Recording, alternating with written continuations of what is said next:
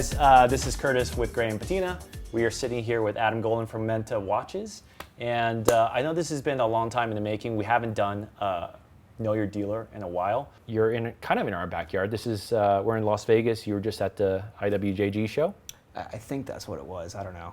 This is a watch get together? It was, listen, it was rough. But yeah, came in town for a show and glad you could make it out here. We did a poll of like who people want to see from our audience be on our next Know Your Dealer. Right. And you came in third, so that's why you're here. I actually believe that. I know. I assume you're joking, but I believe that to be true. So you were at the top of the list. Nice. And, but you're first. at the top of my list. Who was the first then?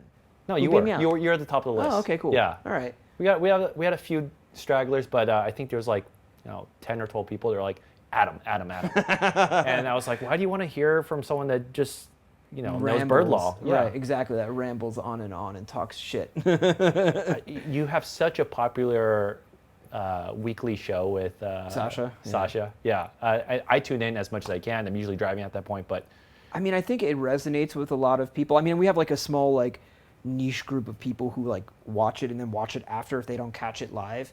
And I think it's because, and every week we get the same, feedback. It's that we don't really pull punches. We don't censor ourselves. Like there's a lot of people in this industry who are too afraid to call somebody out or throw some shade or point out something negative or kind of just, speak our mind. Like, hey, that watch fucking sucks. What did Breitling just make? Why? Right. Not Breitling in particular. I'm just throwing out a name. But yeah, kind of Breitling. So, and for those that don't know, Sasha is at Davidoff Brothers. It's Sasha and Roy Davidoff. They're dealers based out of Geneva. Two brothers, vintage watch dealers as well. And so yeah, Sasha and I because of COVID, and so Sasha he grew up in Miami actually, and so he usually spends a lot of time here. He would just come in town several times a year and stay here for like 2-3 weeks, and he hasn't been here. So we're like, hey, let's do we were both literally sitting at home on lockdown. We're like, let's do an IG live and just talk. So you've known him for quite a while. It's funny because Sasha and I didn't like each other when we first met, and I didn't like them either. I sold them a watch like very early on in my career, and it was kind of a shaky deal. It was just rocky. It was a Speedmaster, and it didn't go very smoothly. Okay.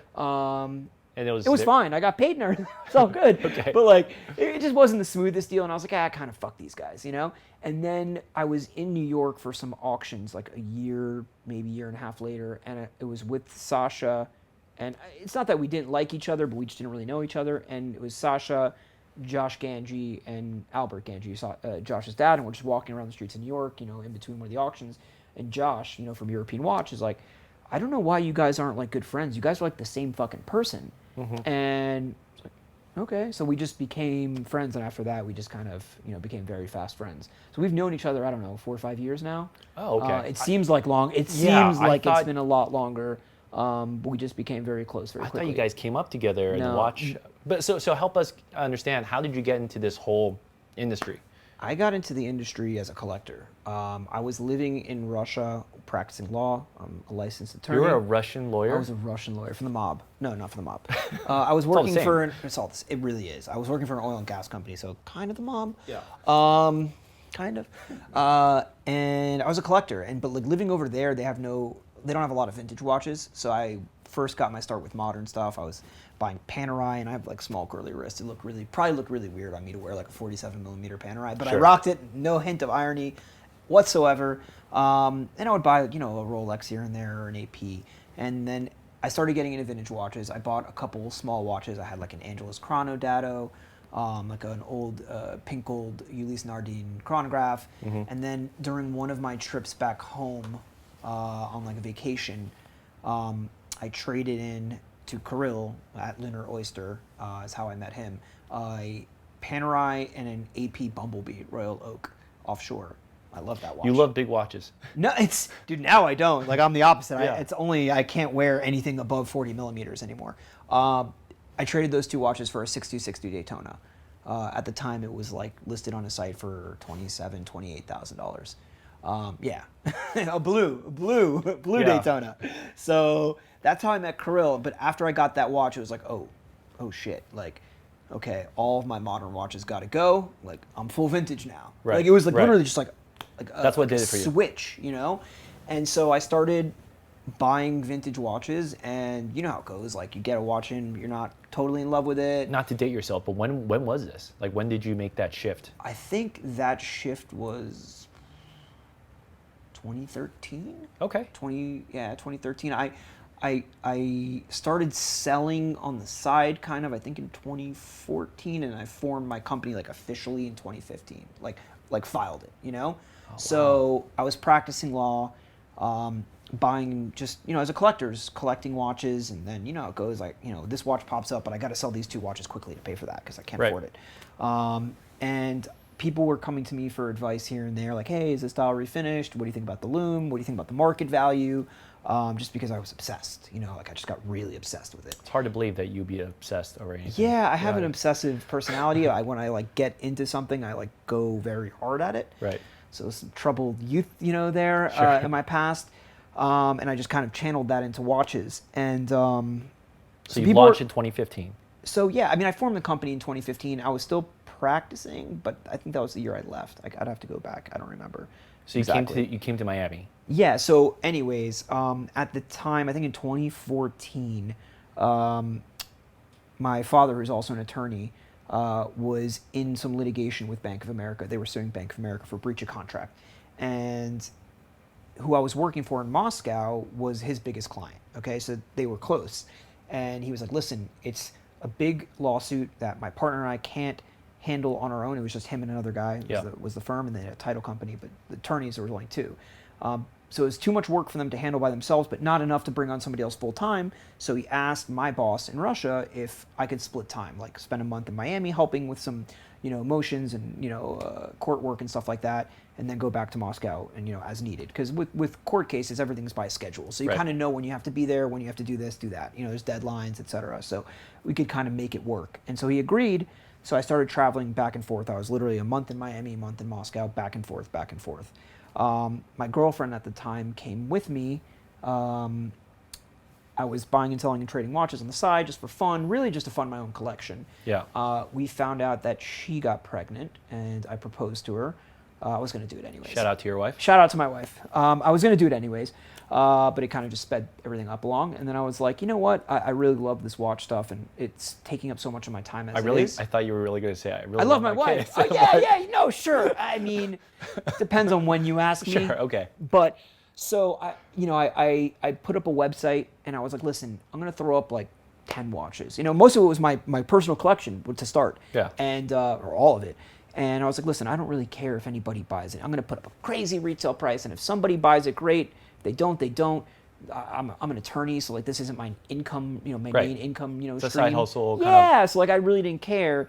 And actually, Kirill gave me some really solid advice at the beginning, and he was like, listen, if you really want to be, you know, in this, I would, you know, recommend that to start you would do 90% wholesale, 10% retail, because you want turnover, you know, and if the watches are just sitting there, you're not really making doing money anything. Off of it, yeah, you know, and I was like, no, that's crazy. Like, I don't care if they sell or not. You know, this isn't my main gig. You know, so I'm you just started doing on it the for whole. fun. Did you start on the whole side?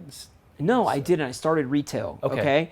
And then as I got more involved, and again, I just like deep dove into it. So I would just be hunting for watches, buying. I realized very quickly that he was right. That, you know, not necessarily 90% per se, but to offer watches to other dealers so that you could turn over and, you know, focus on the next deal or But next also watch network, or whatever. right? I mean, you're building those bridges. Absolutely. You know, like we do a lot of business, you know, and sometimes it's like I'll sell you guys a watch that, I could put on my site and retail and probably make a little bit more money. But I also have these other 20 watches incoming that I have to deal with, you know. So listen, let you guys make a little bit of money. I'll take less, but I know I'm going to get paid quickly, and I can, you know, focus my energies elsewhere. So it's like a team effort in a lot of ways. But yeah, that's how I got started. And then it just kind of snowballed. And I think at the end of 2015, was working on some litigation with my dad. And we were involved in some litigation. And we were on the phone as I'm, no, it might have been 2016 because my kid was already born. 2015 or 2016. He was born in 2015. I don't remember exactly how old he was. But anyways, we're on the phone and we start arguing about, how the case is going and what we think the next step should be or whatever it was. And he's like, you need to make a decision, watches or law. Like, you can't do both anymore. Because I was literally sitting, to be fair, it wasn't fair. I was sitting at my desk at my practice, packaging up watches, answering phone calls, like posting on Instagram. Like, it wasn't right, And at any other job, I would have been fired right away. So I told him I choose watches. Simple as that. It was a hard decision, and he wasn't very pleased with the decision for a while, but he quickly understood that it was kind of my passion and it was the right move for me to make. Right. And he just wanted me to be happy. At that point, I was already living full time in Miami because once we found out my wife was pregnant, we decided to move back to Miami permanently. Right. So yeah, that's it. And it just took off from there. I moved into an office, and the rest is history. That's kind of crazy. Yeah. Like to just have an ultimatum and then pick watches. Well, I mean, I was already kind of heading in that direction. Yeah. You know what I'm saying? It was actually very nice because a lot of people hear this story Yeah. and they ask me about it because they're in similar positions. They're a banker or this or that, and they're trying to get into watches and how I transition. And I said, look, I'll be honest with you. It was actually, I was very fortunate that I was getting a paycheck as an attorney and doing watches. So I was comfortable enough that, like, if I didn't sell a watch, I was still going to be okay. But to just literally up and quit a job to go into watches full time could be very daunting because if you don't sell, you don't eat. It's like working as a realtor, or any other job where Right. you need to sell to make money. So I had already established my business that I knew I was going to be able to generate sales. Like, it wasn't like I was going to worry about a sale coming because I had already built that foundation while I was practicing law. Right. So the transition was a lot smoother. It wasn't like, okay, I'm going to quit my job and now start selling watches I've got for the 2 first weeks time. before the next paycheck, right? Yeah. Right. I had already established it, so I knew the sales were going to come. I wasn't worried about, not bringing any money in. So that's one of the questions that gets asked of us a lot of the time was, like, how'd you get your start, and like, what is your advice for someone that is thinking about, jumping into this pool of Right. flipping or reselling? Is there a specific market that you think that they should get into? Is there still enough space? What's your advice for? I mean, I think there's probably still enough space. I mean, it's a huge market. When I started dealing, I actually started with the watches I collected the most, which were like 40s and 50s chronographs. And not a lot of people were doing it. So like I found a little niche, and people were coming for like these black gilt dial chronographs, UGs, Galets, stuff like that. And I gradually built up the clientele for Rolex, because Rolex is easy, I mean, it's not easy because there's a lot of variance with vintage, and there's a lot of, mistakes you can make very quickly and very easily. But in terms of reselling them, it's easy. But the margins are smaller, and everybody's doing it. So I started with the watches that I knew the best and gradually built up and started incorporating more and more Rolex and Patek and Omega and other stuff. I think it's a huge market. So if somebody wants to get into it, great. But I think people need to come into it with eyes wide open. Like, it's not a get rich quick scheme. Just because you bought a watch once for $5,000 and sold it for $7,000 quickly doesn't mean that's going to happen every time. Or you got a watch at retail from an AD and you're able to sell it and double your money. It's not going to go that way every time. Right. And I think a lot of people think that they see some dealers making a lot of money and doing well for themselves, and they think, well, I could do that too. Well, they don't understand that those dealers work very, very fucking hard. They dedicate their lives, all their energy, their sleep, everything to it. They build up a lot of connections that they've built up for many years that they've worked hard to do. And it's not just so simple as trolling a Facebook group looking for watches a little bit underpriced that you can then sell for more.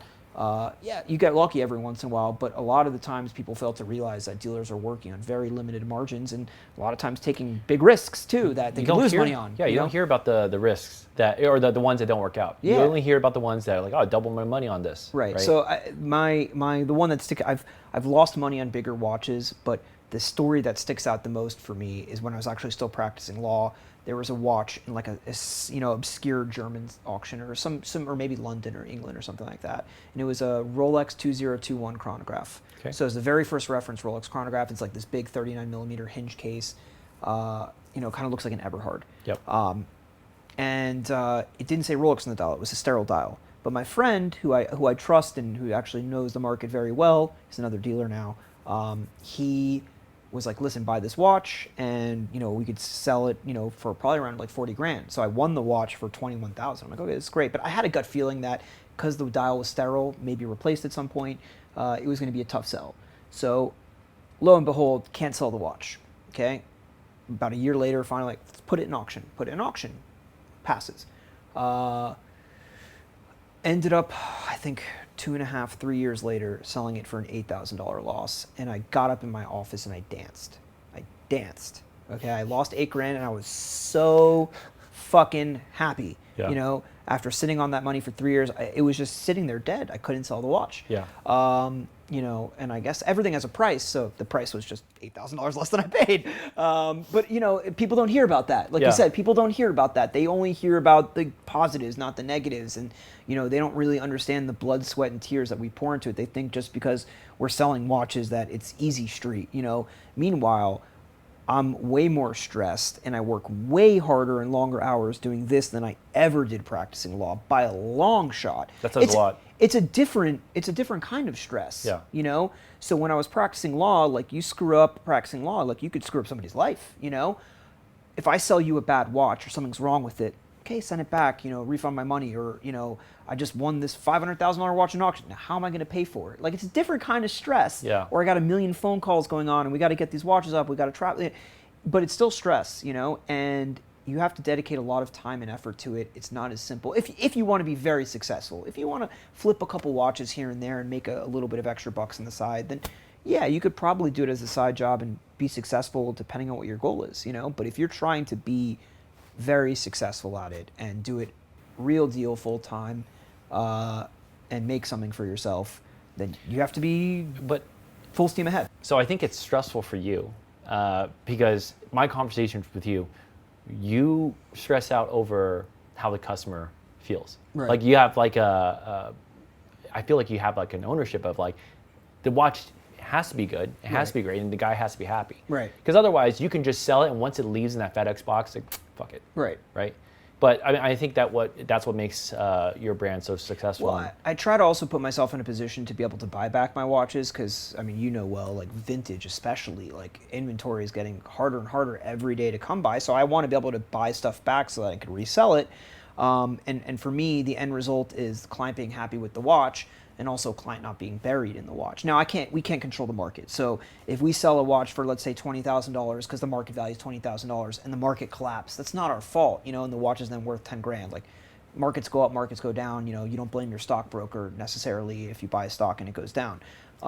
That being said, I think in today's market, unfortunately, there's a lot of people who are focused on whether they're safe, quote unquote, in their watch purchase. And not that I'm treating them as investments or anything like that, but I don't want to see my clients overpaying for something so that they buy it, and when they want to resell it, let's say in a year, 2 years, whatever, they're necessarily going to get hurt.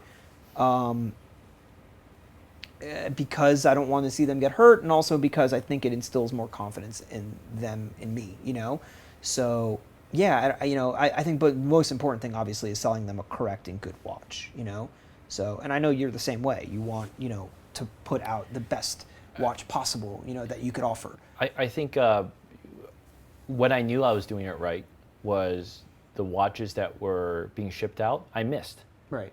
And I almost had that conversation with Maynard, like, maybe I shouldn't have sold it. Right? But that's when you know you're doing it good. You're doing it right. Yeah, everybody asks me all the time, like, do you get upset about the watch? I'm like, yeah, of course, man. Like, if I had lots and lots of money, like, nothing would be upset. Nothing would, I mean, very few watches would ever get sold. Like, there's so many watches that I've sold that I wish I had back. But what was the first deal that closed where you were like, oh, wait, this is real. Like, this is going to be a successful business? Fuck. Honestly, I don't know the answer to that question. I'd have to think about it. I don't know. Because it would have to be something that was, like, super profitable, Yeah. Probably I bought a 570 in steel, Hausman and Co. co-signed, Patek, Calatrava. I bought it in an Italian auction, and I didn't, trust them to ship it. It was the biggest purchase I'd made to date, which was, $96,000. And I flew to Italy to pick it up. And it was actually a great trip. So during this trip, I I went to fly to pick it up. I flew in on like a Friday, and they weren't open until, or no, I flew in. I don't remember. I flew in, and I had some extra time, so I was like, I'm gonna walk around. Wait, walk around Rome. is this We're getting to the Speedy story. We're getting there. So I think this would be the defining moment for me. Okay. I had extra time in Rome to walk around. I didn't know anybody there, so I'm like, I'm just gonna walk around, hunt for watches. I bought a little Zodiac for $600 that I sold for more money. I bought a cool Eberhard chronograph for like $2,300 that I sold for $3,500. So I was like, oh, cool, I'm finding some watches. Now, the hotel I was staying at, I didn't notice it. I must have entered and exited the hotel a dozen times and didn't notice that literally right across the street, it was like there was a storefront. You had to like walk down 3 steps to see what it was, and there were watch straps and kind of mediocre watches like old chronographs that no one cares about in the display. I'd picked up the Patek at this point, and the strap that was on it was way too long. So I walked over to go buy a strap. And I walk in, I'm looking, they had a cool UG, but the guy wanted way too much money for it. But I walk in, I'm talking to the guy, and the guy speaks no English. So the communication was very spotty. Google Translate wasn't really that great at the time. This was, I think, 2015 or 2016. He's like, you buy Speedmaster 321. Like, I gleaned that from what he was saying. Yeah. I'm like, okay, sure. Yeah, I'm like, yeah, okay. So, one minute. And he goes back into his safe and he pulls out a watch and he hands it to me. And I look down at it, and it's a fucking blue dial, Ed White. And I'm like, wait a second. And not only that, it was perfect. Wait, metallic blue dial. For those that don't know, this there are these Speedmaster dials, right? Early 321 movement that have this metallic anodized, almost looking. Right, and it's like quote unquote a prototype dial. So they're very, very rare, and finding them in excellent condition. I've sold a couple of them, but like this one was bar none like the best one I've ever seen. Like usually the dials get peeled and they just didn't hold up well. Flakes or yeah, exactly. They didn't hold up. This one was amazing. So I'm like looking, I'm like, holy shit, like what do I do here? Like, and I'm like, okay, well, how much is it? You know? And I don't remember the exact amount. He said, I think it was like 4,000 euro. I'm like, okay, I buy it. You know? I'm like, I'll buy it. He's like, I think I scared him by answering so quickly. Yeah. Because he takes back the watch. He's like, I gotta call my friend or something. It's not my watch. Call friend. Okay. Yeah. Come back later. So I'm like, okay, well, I'm leaving in like 36 hours because it was Saturday and Sunday. I remember this because I was trying to find the money. We'll get to that in a second. But it was the weekend, so it was difficult. Yeah. And I'm leaving on Monday, and I'm like, I'm not leaving without this fucking watch. Like, holy shit. So I walk outside, and I happen to remember that Matthew Bain Inc., was in Rome at the time with his wife on vacation. Like at the tail end, he was going to like Parma, the Parma show in Italy or something like that, and he was traveling through Italy with his wife. And I just happened to know he happened to be in Rome. He told me, and I remembered. So I called him up, and I'm like, Matt, like, you're in Rome, right? Yeah, I'm in Rome. How much money you got on you? Because I brought like 3,000, 4,000 euros with me, just like spare change to when I went. But I already spent it on like the Eberhard and the Zodiac and food and whatever. So I had no money. Banks were closed as a weekend, and how would I have been able to like pull out cash? I don't have like an Italian bank account. Like, what am I going to do? You know?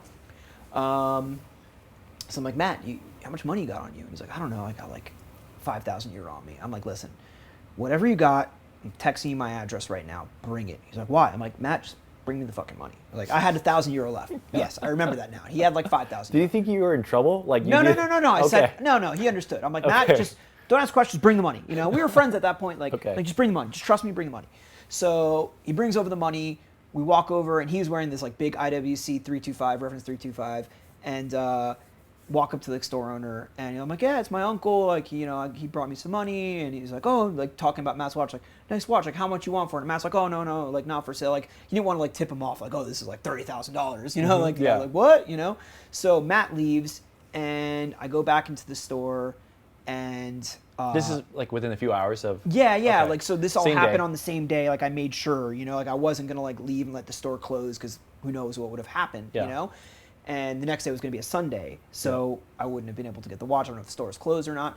So I go back, and he comes. You know, he'd already like immediately raised the price to 4,500, but he wouldn't pull it out. I'm like, can I see the watch again? And I couldn't really communicate with, so I called a friend who in Miami who spoke Italian, and I'm like, can you talk to this guy, whatever? And so he reiterates that it's his friend's watch. He's waiting to get in touch with him, and then you guys could close the deal. Okay, great. He'd go sit at his computer. I'm literally just sitting in his office, like waiting. And then every like 10 minutes or so, he'd come back and he would like increase the price by like 500 euro. Like just randomly just increase the price. Like, okay, like all right, waiting for my friend, but now it's 5,000 euro. Okay, all right. Can I see the watch again? No. Gotta wait. And it's like now it's like 6:30 at night, and finally he goes to pull it out of the safe. And I realized at that moment in time, the reason he wasn't showing it to me is because it was a time lock safe, so he couldn't get back in the safe. Okay, so. And for those that don't know, like what is a time lock safe? So it's a safe that only opens in certain intervals. So if you open it up, he might have it set so that no one can get back in it for another hour. You know, so you can set how often it can be open. It's a security measure. So at this point, I think the price was 5,500 euro, and I'd already handed him the money, and he'd already counted out the money. He put it in his drawer behind his desk. So like now I'm sitting there without the watch, no money, without the money, and I'm like, what's going on? It ended at what, 5,500 euros or so I had a feeling he was going to jack me up a little bit more. So when I walked in there, I also had an extra 500 euro in my wallet. Yeah. So then he finally pulls out the watch. I reevaluate like what I'm looking at, like this incredible Ed White metallic dial, like just amazing watch, and he goes, you know, like 6,500 euro. I'm like, what the? This is like literally like the fourth time he'd increased the price. So I pull out my wallet, I pull out the 500 euro bill, I put it on the desk, and I'm like, finito. Like that's all I got. Like, there's no money. That's it. And he looks at me. He goes, okay. He shakes my hand, hands me the watch, and I just turned around and walked out. And that was it. I left. Wow. So Matt and I partnered the watch. I met him for dinner. We celebrated. We put it in auction, and at the time it sold for like the highest price that an Ed White had ever sold for. I think it sold for like 60 grand all in, you know? So that was like the first like big score I ever had. Yeah. Although I did well in the Patek too. The Patek, although not as profitable, but still did okay on that watch. But yeah, I mean, after fees and everything, we didn't, make 50 grand on it, but like we did well. And it was like the first time I realized like, wow, like this is like a real, viable business, but it takes some, knowing your shit, getting lucky. Like that was the right place, right time. Like that doesn't happen very often. If Matt Bain wasn't there, I would have probably delayed my flight and just figured something out. It was serendipitous that he was there though, because I was. Yeah. I have a feeling though, had I not closed it that very day and like been persistent, it might have never happened. So that was like the first like cool watch hunting story I had. So for everyone that is thinking that they're going to go to Italy and find some random watch shop, this is it never happens. the what was told to me was like, look, if you're smart, if you're diligent, and you're curious, you're bound to get one in your lifetime, one. And so I'm trying to find that one, but I've had some pretty good scores on watches that I bought that were very undervalued, or I bought them in an auction and they were really undervalued and stuff like that. But it's not easy. It's not every profit is 5,000 plus on a watch. It's crazy. That's more the exception than the norm. A lot of times, guys like you and I, and especially modern dealers, are working on very limited margins. We're buying them a lot of times from collectors or other dealers. Like no one's giving us a gift of like, oh, this watch is worth 15 grand. I'll sell it to you for 8. I'm like, no, like watch is worth 15. I'll give it to you for 14. Like maybe.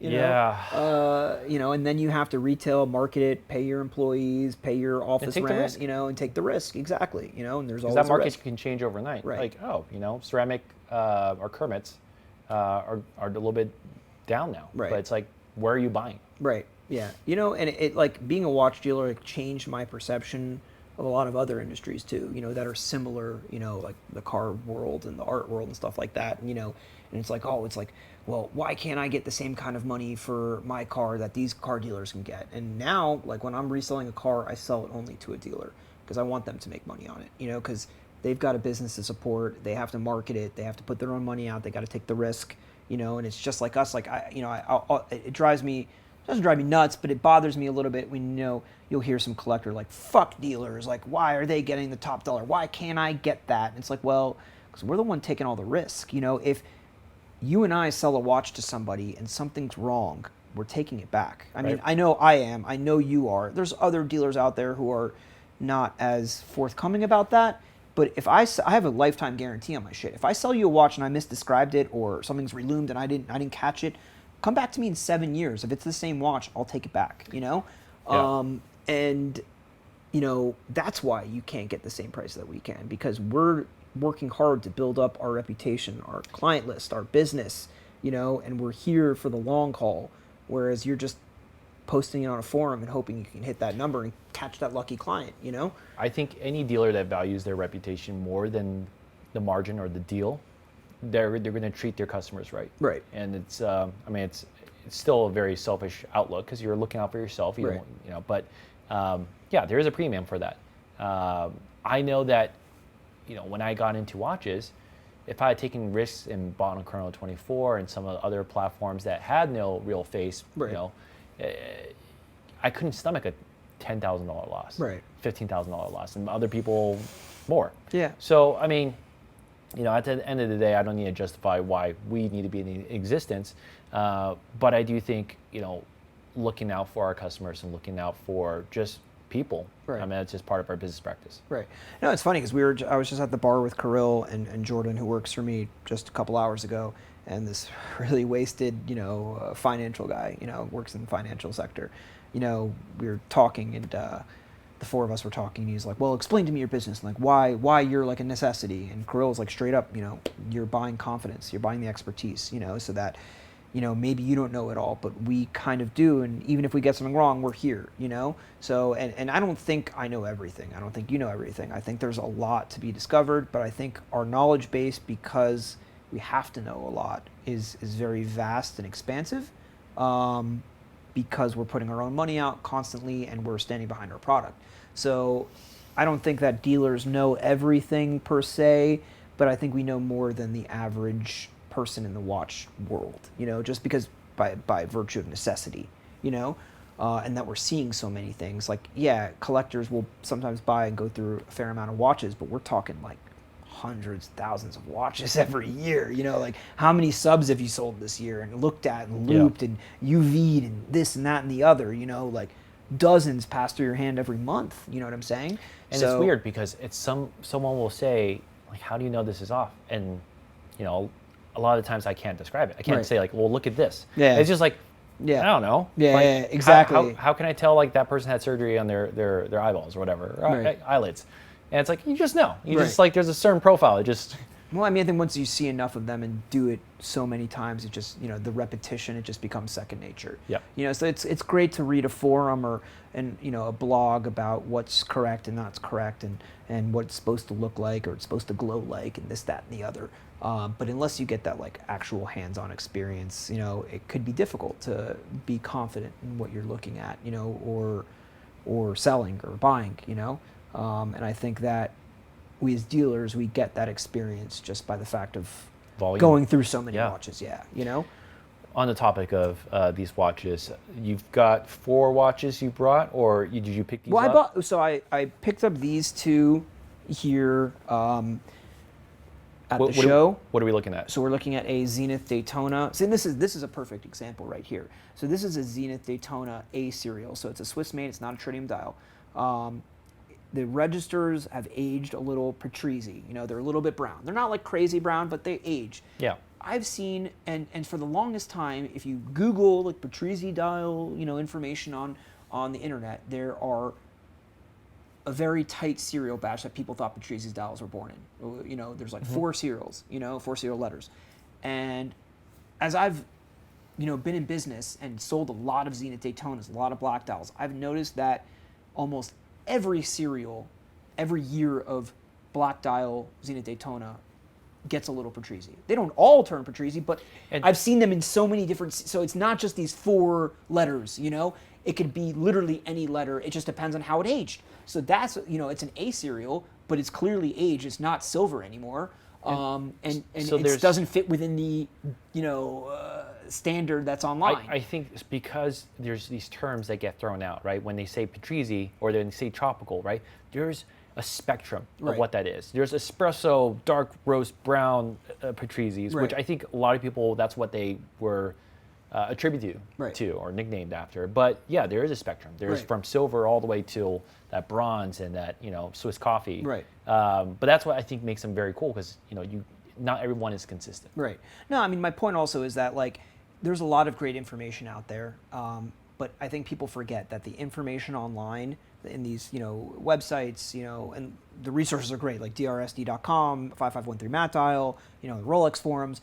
The information is great, but people forget that it's just information that people have gathered together. It's not information that Rolex released. It's Right. that collectors and dealers and enthusiasts alike have just kind of combined to put together, but it's not 100% factual. It's a sample it's size. anecdotal. There's stuff that is it's all out- anecdotal, yeah, right. So it's what we've seen consistently, through many years of collecting, but it's never going to be absolutely 100% confirmed. So you're never going to know that a Mark 1 dial is from 1.6 to 2.9 Or 1.64421. Right. No one knows. Right. So I think people have to take that with a grain of salt, and sometimes, like you were saying, we just know it when we see it. Like, you have to go with your intuition, and what seems correct and what isn't. So like that, like, at age, it's not artificially aged. Yeah. I wouldn't call it like the craziest Patrizia I've ever seen, but it's certainly not stock silver subdials. And these, in the past 6 months, have been near impossible to find. Like the prices have that's the skyrocketed. highest price I've ever paid for one watch only, and it's a stunning watch. And I'm not going to make a lot of money on it, but it's nice to have it because it's really nice. This also at the show today, I paid the highest price I've ever paid for a plastic or sapphire crystal Holes case, two-tone Submariner. Something very unique about it. The tritium on the dial is almost pumpkin. It's beautifully aged, unpolished case, but I paid a lot of money for it. But it's a really nice watch, so I mean, I'm not going to make a lot on it, but it was nice to have it. So yeah, I picked these two up today. But yeah, and the dial color on this is stunning. It's got like an iridescent blue, not like it's aged a little, just like slightly so when you catch it. But in it the looks sunlight. honest. Like all the tones It's match. beautiful. Yeah. Yeah, the hands are a little bit lighter, but the original tritium hands, Okay, so let's get on that topic. But the hands don't simple. match, Adam. It's simple. The hands don't match. And I think people are tricked into reading something that like the patina has to match exactly on the dial and hands, but they don't realize that the manufacturers of the lume for Rolex were different from the dial and hands. So they might have been born at the same That's time. crazy but different talk, Adam. compound. Yeah, it's crazy. Most of the times, like they shouldn't match, and that's original. Right. But yeah, it's really a watch by watch, reference by reference, serial by serial basis. But if you have non-matching hands, it could very well and most likely is original. So the adage in our industry is the details matter. Right. Right. When do the details not matter as much? Because I've seen people pass up great watches because there's no pip. Which is pearl. crazy to me, because you could just add one, Sure. I think in those cases though, it's just somebody not understanding like the vintage world enough. That's Right. like a new buyer. I've never had a client who's like a serious vintage collector pass because there's no pip. Like they understand that can be alleviated, Same thing with hands. Like color matching hands for me is not such a big deal. Like reluming a dial, huge deal because you can't go back from that. But color matching hands, like if the lume in those hands was missing and Yep. you matched it to make it look nice, there's nothing wrong with that because it And was that's already what- missing. And that's what a watchmaker would have done in the first place. Exactly. Yeah. And if it really bothers you, you could go find old stock, although it's getting harder these days, old stock tritium hands to put on the watch, But yeah, I think the details don't matter when you're dealing with somebody who doesn't really understand what they're looking at per se, or just doesn't care. There's not everybody has to be like a detail-oriented enthusiast. They just want a nice vintage watch to wear, and that's okay too. I think, the clientele for these vintage watches have grown Right. exponentially in the past Absolutely. few years, right? And what they're taught is it has to be original, has to be not polished, has to be all matching, serial number, and a lot The of that, Houdinki narrative. Yeah, those details do matter. A lot of those details do matter, but these are not being manufactured anymore. Right. They come as they are. Right. And it's not like, oh, well, you want a special order? Let me build that in the Nike shoe thing. And Yeah, it's almost getting to a point where it's like people would prefer a manufactured perfect vintage watch to an actual honest vintage Right. watch, and I think we're getting close to that, It's like car restoration, right? There's original barnyard finds, Right. right? But the paint's not going to be perfect. Right. Flat tires and whatever. But or you find the one that's been rotisseried and restored, Right. redone interior, and those fetch big just as numbers. much. Yeah, right. exactly. Exactly. I think the issue there, and I've talked about that analogy, I've made that same analogy a lot before. I think the issue with it being accepted in the car market and not the watch market is the disclosures and transparencies. Because a lot of times you hear this like groundbreaking story in the watch world of, oh, somebody reloomed this Paul Newman or put together this Paul Newman and sold for $500,000 and the buyer got bamboozled, and so it makes like front page news in the watch world. Right. And everybody thinks that like that's crazy, rampant, and happening all the time. Where in reality, like you just like you're saying, you don't remember, you know, the good ones, you only remember the bad ones, you know? So, you know, people don't realize that like to manufacture a Paul Newman like that, it's not that easy or cheap. Yeah, like to put together these watches, like parts ain't cheap, you know? So it usually doesn't make sense for people to do it, although it happened a lot, especially during the growth period of the past 15 years while watches really started to shoot up. And now in the status quo, like it's near impossible to do that because A, you can't get the parts, and B, it's not like somebody's selling you a cheap case to put it into, or the dial, if you find a loose dial, it's going to be $100,000 or something, you know? So it never really makes fiscal sense to do it anymore. You've got to almost pick your camp. Right. Do you value originality, or do you value something that's period correct? Right. And if for me, I almost am on the latter side because I value the research it takes to understand what should be period correct. Right. And I want an aesthetically pleasing watch. Right. You know? Well, for me, those are almost one and the same thing, though, you know, and I think that's the problem. That's the disconnect, is that, you know, I'll have people who really don't have a lot of experience with vintage watches, and they just maybe they've owned one or two and they've read some bullshit on Hodinkee or whatever other blog. Sorry, I'm not trying to call out Hodinkee specifically. I like Hodinkee. But, like, that narrative that's pushing that, like, you know, for example, like, you know, this sub, like, if the insert was screwed up and a watchmaker changed it, but it's the correct insert, like, it's no longer original. Like, bullshit, That's you know? insane. Yeah. That's insane, you know?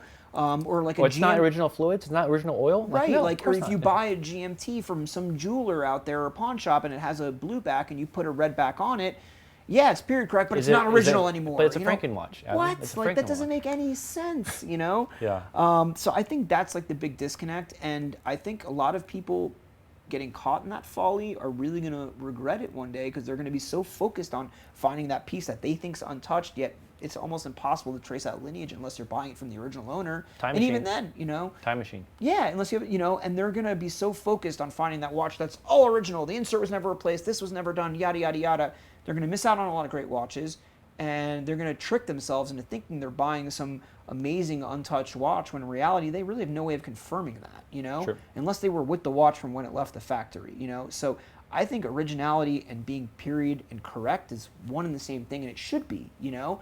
I think a watch is all original if it has all period correct parts, you know. I'm not saying that you could put together a correct Paul Newman that was never a Paul Newman and it be original. That's Right. not what I'm saying. But I'm saying if you have, for example, a Paul Newman that has a cracked Bakelite bezel, let's just say it's a 6241, and the bezel gets shattered, and you put a period correct Bakelite bezel on there to replace it, that's still an original and correct Paul Newman, you know?